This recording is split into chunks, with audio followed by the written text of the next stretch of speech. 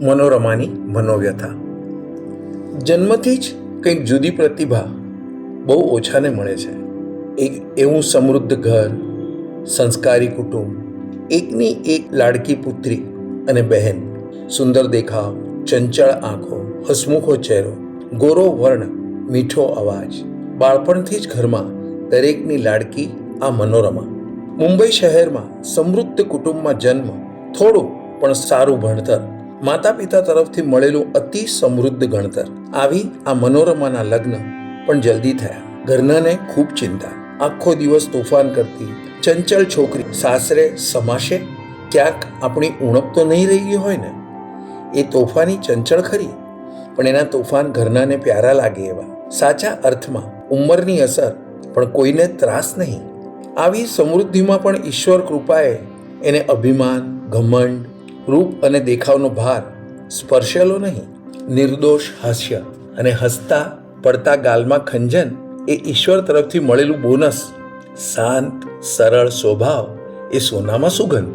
આ લાગતી અતિશયોક્તિ ઈશ્વરની સર્જેલ દુનિયામાં અસ્તિત્વ ધરાવતી એવી આ મનોરમાના નાની ઉંમરે લગ્ન થયા, એ પણ ગામના મોટા વિશાળ કુટુંબમાં, જ્યાં સામાન્યથી લઈને દરેક જણ અને કુટુંબની દરેક વ્યક્તિનો આદર કરવો એ પણ વણ લખ્યો પણ છતાં વારસામાં મળેલ લેખ.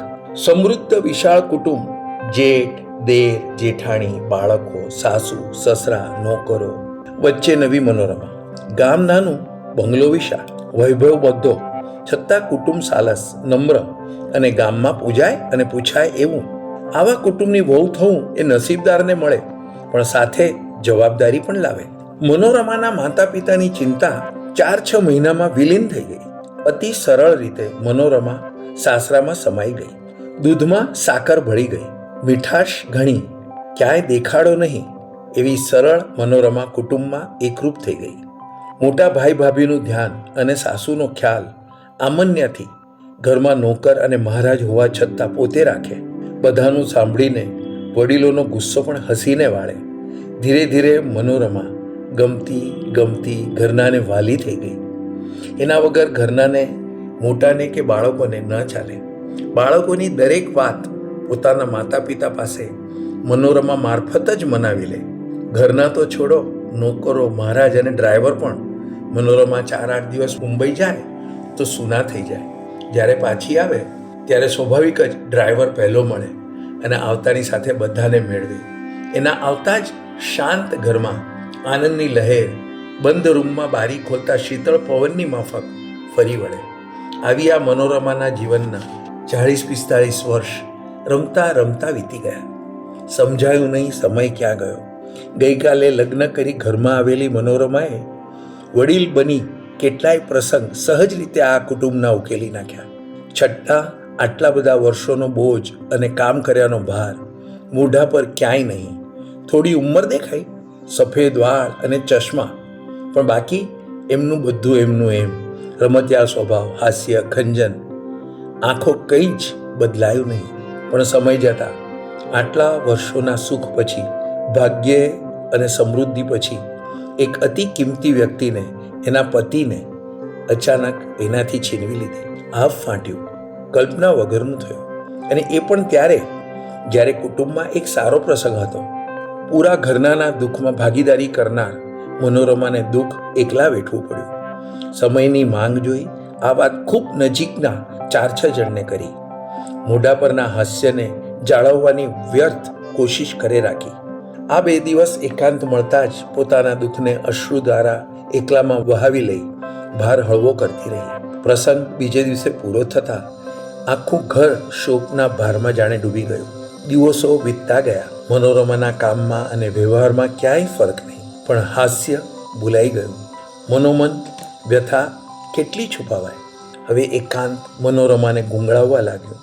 રાતે સવાલ સામે આવ્યા. આખા ઘરનાનું કરતા જિંદગી ગઈ. પોતા માટે શું કર્યું? અહીં પોતા માટેના ભાવમાં સ્વાર્થ, જર જમીન, પૈસાનો ભાવ કે ભાર લગીર પણ નહીં. પોતા માટે એટલે ઘરમાં રાખેલ ઠાકોરજીની પૂજા બાબત, બાળકૃષ્ણની પૂજા, પણ એમાં કંઈ કરવાનો સમય જ ન રહ્યો. હવે આ વિચારે પસ્તાવાનું રૂપ ધારણ કર્યું. મહિના જતાં પસ્તાવો ભાર બનતો ગયો અને વર્ષો જતાં ભાર વધતો. રોજ રાતે વ્યથા બની અશ્રુ બની વહેવા લાગ્યો. પતિની યાદ અને ઠાકોરજી માટે ખૂબ ઓછો સમય ફાળવ્યો. વડીલો પૂજા કરતા, અર્ચના કરતા એટલે ધ્યાન ન રાખી શકાયું.